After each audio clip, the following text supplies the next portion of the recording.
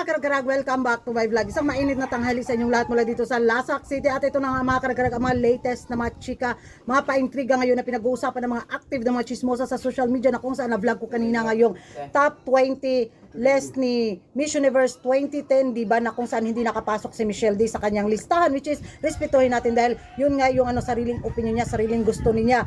So kanina mga karagarag, sa paglabas ng na yun, ng kanyang pa 20 list, na kung saan marami mga beauty pageant lovers sa social media ang pumutak na pataas yung kilay, bakit hindi nga napasama si Michelle D. Naku mga karagarag, ito yung pa-eksena galore ni Miss Universe 2010, na kung saan wala-walahan na sa social media mga karag-karag. At ito yung hanas ni Miss Universe 2010 sa mga komentong nabasa niya ba, na kung saan pumatol kaayos siya. Uy, hala, breath ko na. Hala, sige, ginawa.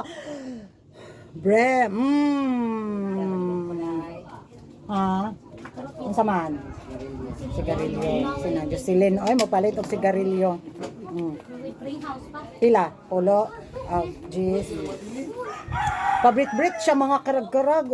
Kasi nga daw, sa taon na to, hindi naman daw, anong sabi niya? Not all the time Pilipinas ang favorite. O sa taon na to, not the best candidate. Not the best candidate. Abangan mo lang talaga, Miss Universe 2010, ha? Not today, not tomorrow. After the pageant, balikan kita, ha? Hahanas-hanas ka dyan na not the best candidate si Michelle D sa taon na to. Tapos, kung totoong Reyna ka nga, isa ka pa namang Miss Universe Queen, tapos magkukomento ka ng ganyan sa isang kandidata na lumalaban sa corona.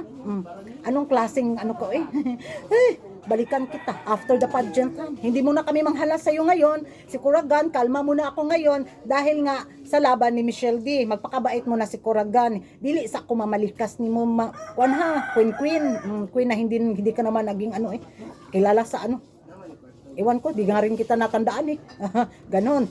So yun na mga karag-karag, kalma lang muna tayo para sa laban ni Michelle D. Kalmahan natin. Kung sa komento pa nga niya, breathe daw, ginhawa muna tayo. Di ba? Pero after the pageant, sigaan tayo kasi imong mata after the pageant. So yan lang mga karag-karag, ano yung masasabi nyo na pumatol itong si Miss Universe 2010 sa mga komentong binato sa kanya sa social media dahil nga napalabas siya ng kanyang top 20 sa Miss Universe 2023. Sariling opinion niya yun, sariling gusto niya yun. Siguro hindi niya na kinaya yung mga negatibong komentong nababasa niya, kaya ganun siya napareact. Hindi niya pala kayang mag-handle ng mga bashing sa social media. Nagpalabas ka pa. Smile, breath, take ko dahil. Iha na mo, bye bye.